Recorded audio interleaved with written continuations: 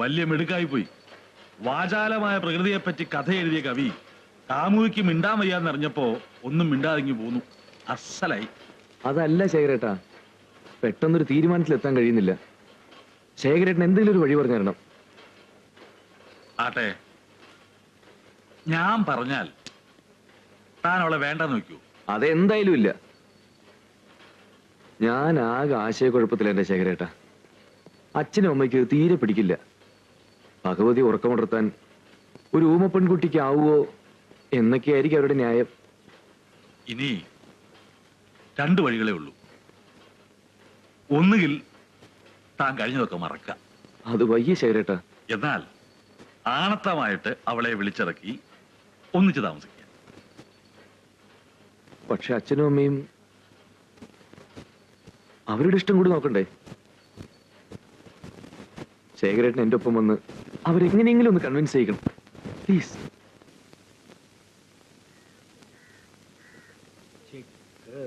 അപ്പോഴോ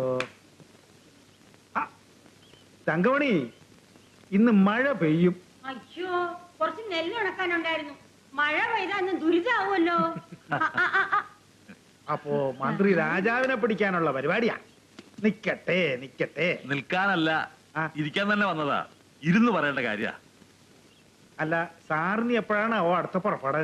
അങ്ങനല്ല, ഇനി ശബരി ഇവിടെ സ്ഥിരതാമസമാക്കാൻ പോവാ. അപ്പൊ സാധാരണ മഴയല്ല, പെരുമഴ തന്നെ പെയ്യും. ചേച്ചി, മാഷേ, മുഖവരയില്ലാതെ വിഷയത്തിലേക്ക് കിടക്കാം. ശേഖർജിയുടെ കൂടെ കൂടി ഇവൻ വഷളായി എന്നാണല്ലോ നിങ്ങളുടെയൊക്കെ ധാരണ. എന്നാൽ വിദ്യാഭ്യാസവും സൗന്ദര്യവും തറവാടിത്തവുമുള്ള ഒരു പെൺകുട്ടിയെ ഇവൻ കണ്ടുവച്ചിട്ടുണ്ട്. നമുക്കതൊക്കെ നടത്തി കൊടുത്താൽ എന്താ? ശേഖർജിക്കും അവനും ഇഷ്ടപ്പെട്ടെങ്കിൽ പിന്നെ ഞങ്ങളോട് എന്തിനാ പ്രത്യേകിച്ച് ആലോചിക്കണേ? പക്ഷേ കുട്ടി ആരാണെന്ന് അറിയണ്ടേ?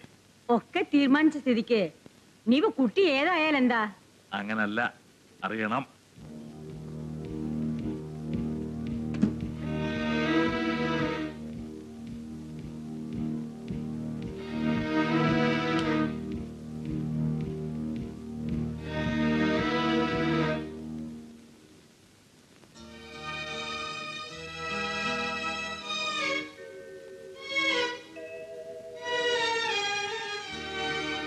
ഇന്റർമീഡിയറ്റിന് പഠിക്കുമ്പോ ഒരു പനി വന്നു. അങ്ങനെയാ തുടക്കം. പെട്ടെന്ന് ശബ്ദം നഷ്ടപ്പെട്ടു. തറവാട്ട് ക്ഷേത്രത്തിലെ ഭഗവതിയുടെ കാരുണ്യം കൊണ്ട് ആറ്റുനോട്ടുണ്ടായതാ ഇവൻ. അതും കല്യാണം കഴിഞ്ഞ് 12 വർഷത്തിന് ശേഷം. യവനാണ് ഈ തറവാടിലെ അവസാനത്തെ കണ്ണി. ഈ താഴ്വഴിയിൽ പെൺമക്കൾ ഇല്ലാത്തത് കൊണ്ട് യവൻ കൊണ്ടുവരുന്ന പെൺകുട്ടി വേണം ഭഗവതിയെ ഉണർത്താൻ. അങ്ങനെയാ പ്രശ്നത്തിൽ തെളിഞ്ഞത്. ആ നിലയ്ക്ക് യവനൊരു ഊമ പെൺകുട്ടിയെ കല്യാണം കഴിച്ചോണ്ടെന്നാൽ എന്താണ് നീ ഒന്നും ആലോചിക്കാതെ? എല്ലാം ആലോചിച്ചിട്ട് തന്നെയാ. നിന്റെ തോന്നിയാസിന് വിടാൻ ഞങ്ങൾ തയ്യാറില്ലെങ്കിലോ? ഇത്രയും കാലം കൂടെ കൊണ്ട് നടന്നത് ഇതിനായിരുന്നു അല്ലേ? ഇത് പറയാൻ വേണ്ടി ശേഖർജി ഇവിടെ വരാനേ പാടില്ലായിരുന്നു. ഭഗവതിക്ക് അനിഷ്ടമായ ഒരു കാര്യം ഇല്ല, അതൊരിക്കലും ഇവിടെ ഉണ്ടാവില്ല. തീർച്ചയാ.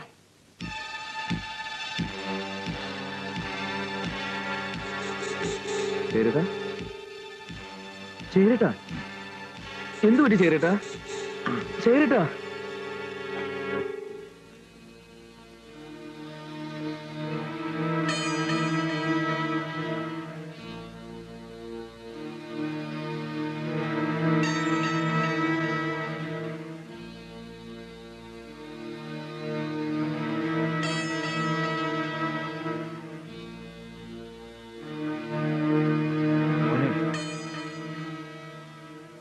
അപ്പോ അവാർഡ് വാങ്ങാൻ നീ ഡൽഹിക്ക് പോകുന്നില്ല അല്ലേ? ഇല്ല.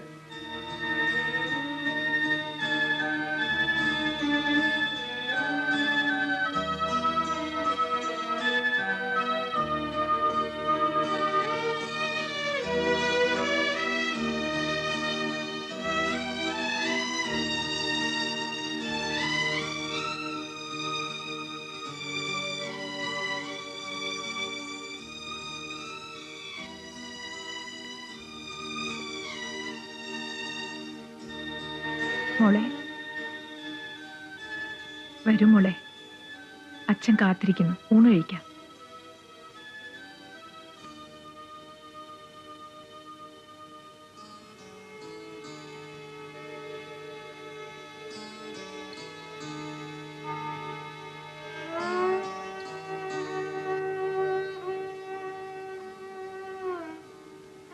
മോളെവിടെ? 4-5 തവണ വിളിച്ചു. അവൾക്ക് വിശപ്പില്ലെന്ന്. ഇരിക്കൂ.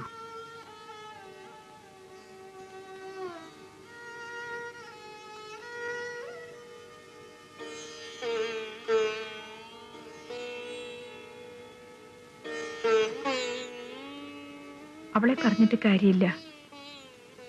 പെൺകുട്ടികളുടെ മനസ്സ് ഒരിടത്ത് വീണാ പിന്നെ അത് അവിടെ നിന്ന് എടുക്കാൻ ബുദ്ധിമുട്ടാ. ആ ശബരിയെ പിന്നെ കണ്ടതേ ഇല്ലല്ലോ. നമുക്കൊന്ന് പോയി അന്വേഷിച്ചൂടെ?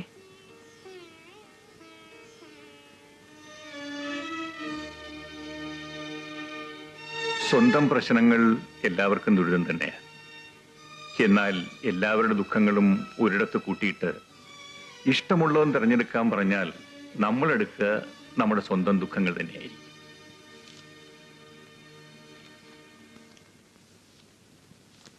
സർ, മുഴുവൻ തീർന്നോ? തീർന്നു സർ. ഇന്ന് കുറച്ച് നേരത്തെ പോണായിരുന്നു. എങ്ങോട്ടാ? ഒരു കൂട്ടുകാരിയുടെ കല്യാണത്തിനാ. ഓഹോ, കല്യാണം കൂട്ടുകാരിക്ക് മാത്രം മതിയോ? കനകത്തിന്റെ കാര്യം?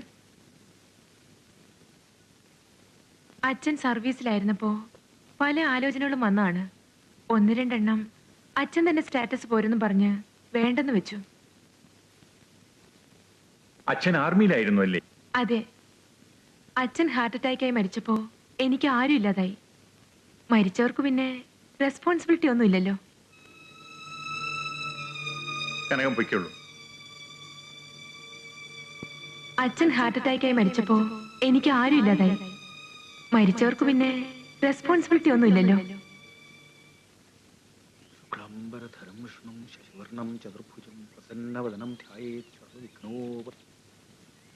കുട്ടിശങ്കര, ഓർക്കുന്നില്ലല്ലേ പഴയ രാജശേഖരൻ? രാജനോ?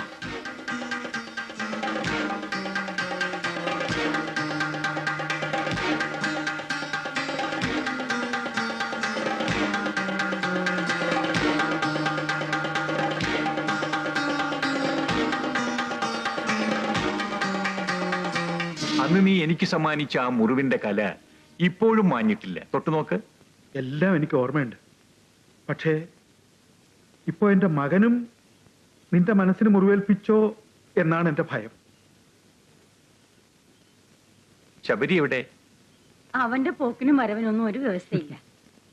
അവന് വേണ്ടപ്പെട്ട ഒരാൾ നഴ്സിംഗ് ഹോമിൽ കിടക്കുക, സുഖമില്ലാതെ. അവനാ കൂടെ നിൽക്കുന്നേ. അല്ലെങ്കിലും ജീവകാരുണ്യം അവനൽപ്പം കൂടുതലാ. ആ, അതൊക്കെ നല്ലത് തന്നെയാ. പക്ഷേ സ്വന്തം കാര്യവും വല്ലപ്പോഴൊക്കെ നോക്കണ്ടേ? വിവരങ്ങളൊക്കെ ശബരി പറഞ്ഞു കാണുമല്ലോ.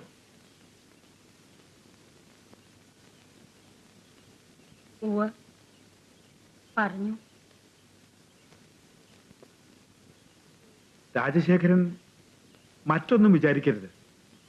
ശബരിയുടെ ഒരാഗ്രഹത്തിന് ഞാൻ ഇന്നുവരെ എതിര് നിന്നിട്ടില്ല. പക്ഷേ ഇത് ഭരദേവതയുടെ കാര്യമാണ്. ഭഗവതിയെ വിളിച്ചുണർത്തേണ്ടത് ശബരി കൊണ്ടുവരുന്ന പെൺകുട്ടിയാണ്. ആ നിലയ്ക്ക് അതിന് കഴിവില്ലാത്ത ഒരു പെൺകുട്ടിയെ നമ്മുടെ സ്നേഹബന്ധം ഇങ്ങനെ തന്നെ തുടരട്ടെ. അതിൽ കൂടുതലൊന്നും തൽക്കാലം നമ്മൾ ആഗ്രഹിക്കണ്ട. സാരമില്ല, എനിക്ക് മനസ്സിലായി. വളരെ കാലത്തിന് ശേഷം കുട്ടിശങ്കനെ ഒന്ന് കാണാനെങ്കിലും സാധിച്ചില്ല. അത് തന്നെ വലിയ ഭാഗ്യം. ഞാൻ വരട്ടെ. മറ്റൊന്നും തോന്നരുത്. ഭഗവതിയുടെ കാര്യമായതുകൊണ്ടാ.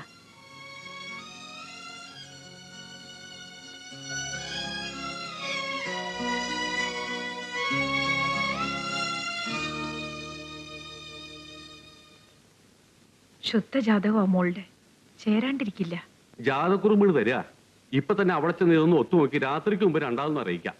കുറുപ്പ് പറയുന്നത് കേൾക്കുമ്പോ തെറ്റില്ലെന്ന് എനിക്കും തോന്നുന്നു. കല്യാണക്കാര്യത്തിൽ എങ്ങനെ നടക്കു വീഴുകയെന്ന് ആർക്കും പറയാൻ പറ്റില്ല. ഇതിപ്പോ ഭാഗ്യത്തിന് എല്ലാം കൂടെ ഒത്തുവന്നിരിക്കുക. പിന്നെ നമ്മുടെ കുട്ടിക്ക് വലിയൊരു വീക്ക്നെസ്സും ഉണ്ടല്ലോ. അവരുടെ ഭാഗത്ത് സമ്മതാണ്. അതേതായാലും കുറിപ്പ് സാധിച്ചെടുത്തു. ഇനി കുട്ടിയുടെ സ്വഭാവം മാത്രമേ അവർക്ക് നോട്ടുള്ളൂ. ഈശ്വരൻ സഹായിച്ച് എന്നാ ഇറങ്ങട്ടെ. ആ, കുറുപ്പ് ഇപ്പൊ കൊണ്ടുവന്നിരിക്കുന്ന ആലോചന എല്ലാം കൊണ്ടും നല്ലതാ. എന്തോ എന്റെ മനസ്സ് പറയുന്നു ഇത് നടക്കുമെന്ന്. ശേഖര ചേച്ചി സംസാരിക്കരുത്, വിശ്രമിക്കൂ. ഞാൻ ഇടയ്ക്കിടയ്ക്ക് വരാം. ശബരി വന്നാ പറയൂ എന്നെ ഒന്ന് വിളിക്കണമെന്ന്. എന്നാ വരട്ടെ. ശരി.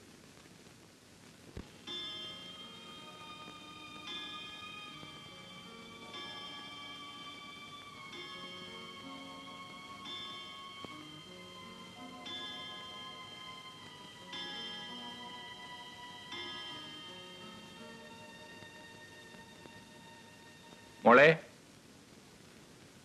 ദേവി, മരുന്നെവിടെ മോളെ?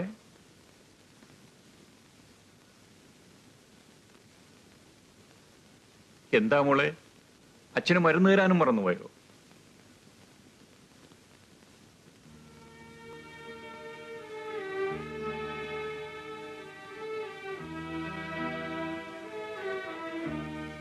സാർ, കാപ്പി എടുത്തു വെച്ചിട്ടുണ്ട്. മോളൊരു തമാശ കേട്ടോ. നമ്മുടെ മണികണ്ഠപിള്ള റപ്പായിയെ പറ്റി പറഞ്ഞതാ. റപ്പായി പണ്ട് ഒരു വലിയ നായാട്ട് വിദഗ്ധനായിരുന്നത്രേ.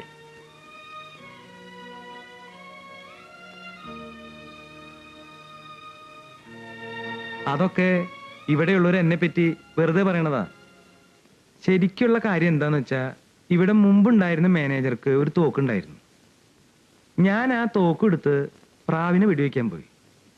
ഏതാണ്ട് ഇത് ഇത്ര ദൂരത്ത് പ്രാവിരിക്കുന്നു. എനിക്കാണെങ്കിൽ അറിയാലോ, കണ്ണിന് സ്വല്പം കുഴപ്പമുണ്ട്. ഞാൻ പതുക്കെ ഉന്നം പിടിച്ച് താനിങ്ങനെ ഉന്നം പിടിച്ച് സമയം കളയാതെ വെടിവെക്കുക. അല്ല, എനിക്കിങ്ങനെ ഉന്നം പിടിച്ചാലേ വെടിവെക്കാൻ പറ്റൂ. ശരി. ഉന്നം പിടിച്ച് ഞാൻ ഏതാണ്ട് പ്രാവിന്റെ അടുത്ത് വരെ എത്തി. തോക്കിന്റെ കുഴല് അതിന്റെ മൂട്ടി തട്ടി. എന്നിട്ടും വെടിവെച്ചില്ലേ? ഇല്ല, അപ്പോഴേക്കും പ്രാവ് പറന്നുപോയി. പിന്നെ എങ്ങനെ വെടിവെക്കുക?